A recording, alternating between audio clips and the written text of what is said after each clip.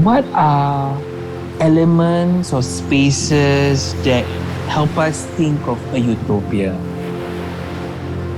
Does the hawker center provide us with an understanding of utopia? I do feel to some extent it does. It does, yeah. Because of the mingling and human activity and this, food and drink. This communal activity that you engage in. That's one. Yeah. What about utopias that are already being created here now? So like Gardens by the Bay, for example. How about elements that critiques a utopia too, right? Like the sound of eroding shorelines. I do feel that this work has a potential in providing something more macro than just a micro understanding of things, right? I mean, for me, working with sounds that sort of, well, it's always there, but we might not be aware of it until you're put into a particular situation, right? And then how we can sort of make that as an extension of this piece of the dancer to sort of like trying to highlight a particular point or trying to create this sense of this dimension, this space that we want to let the audience be part of.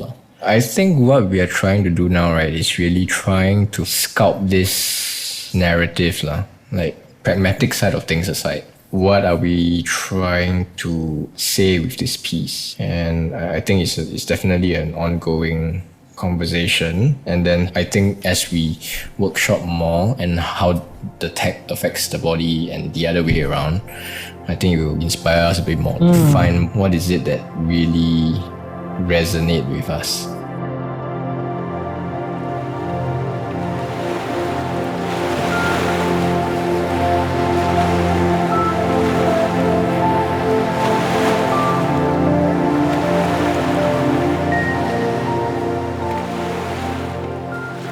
There's something interesting about sounds, because sound, the way in which how it travels and how light travels are very different, right?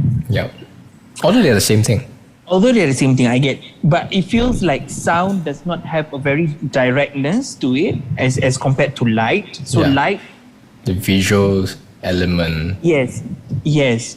So I do find that if the space can be divided in a way when it comes to sound, we understand sound as something larger, but light is something more directional in a sense. Mm-hmm. Could it be that for the lighting segment, it be a very concentrated area and space? Why I'm only saying that is because the direction in which the light falls onto the performer also helps to tell some story. So it's not just giving people the time to understand, in that state where he's able to manipulate light. I'm thinking dramatically already, but I'm just it's just ideas at the moment. If we can go back to the very beginning, actually the word power to the has a lot.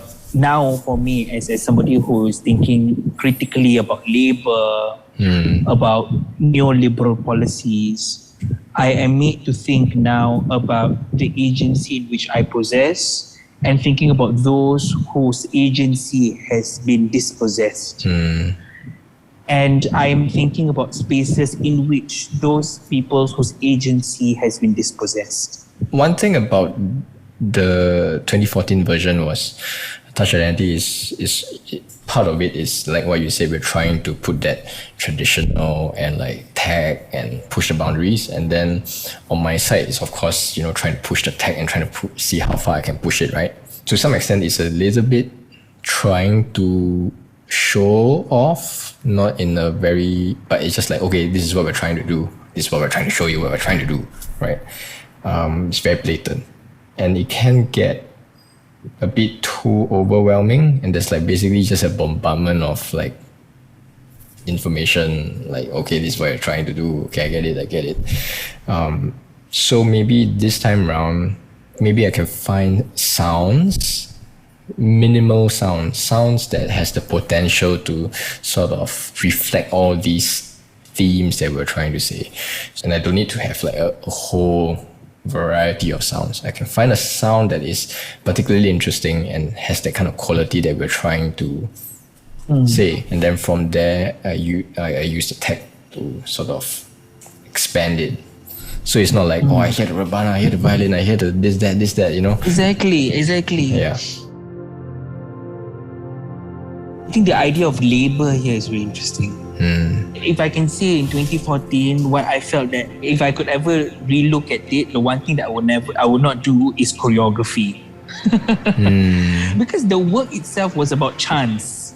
It was about being very sensitive and hyper aware of the changes. Yeah. Choreography as a structured thing, though allowed a juxtaposition, but it was not clear.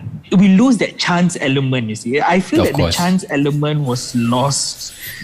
Yeah. And today, having to reflect upon it with you, it felt so refreshing to know that I was able to look at it again and to ask myself, what was it that I can now don't want to do? But the thing is, I mean, you're right, the choreography it gives it that kind of sense of structure. But if I recall, there were moments where you had that chance element. But I feel that it was very short. It felt like it didn't sit with the audience to go like, aha, you know. And also so because they were lost. and also because you were trying, I didn't build the thing for you, to you. You know, it was just made and then just try to work something out. That was the issue. Yeah. So we had time issues. We had like that disconnect. And so here, I think what we're trying to do is really try to hybridize this whole thing together, like really fusing it.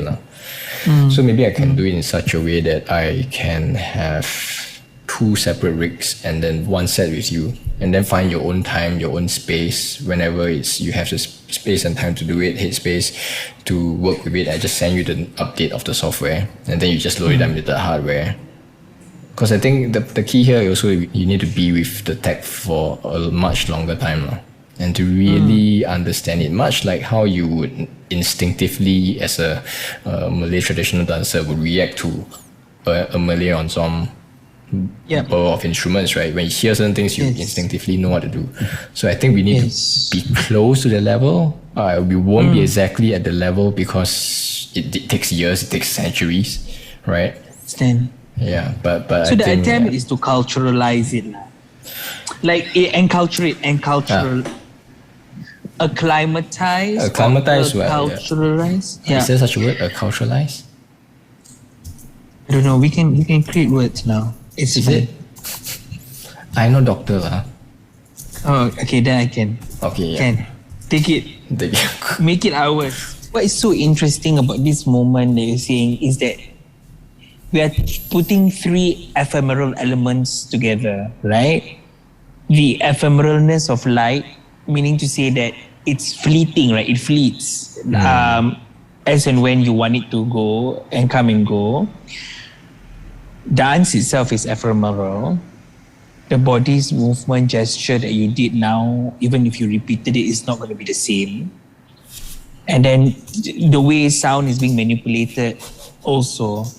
So there's something here about fleeting moments that's so interesting. Yeah, time, and then if you link it back to labor that you mentioned earlier, right?